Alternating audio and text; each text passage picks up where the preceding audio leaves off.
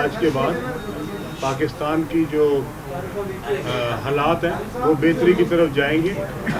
پاکستان اس وقت نہایت مشکل دور سے گزر رہا ہے. غریب کے حالات بہت خراب ہیں اور اس کے اوپر جو بوجھ ہے مہنگائی کا اس میں وہ بری طرح پسا ہوا ہے. اور اب الیکشن کے بعد جب آپ کمپین ختم کرتے ہیں تو آپ کو اندازہ ہوتا ہے کہ لوگوں کے اوپر مشکلیں کتنی ہیں.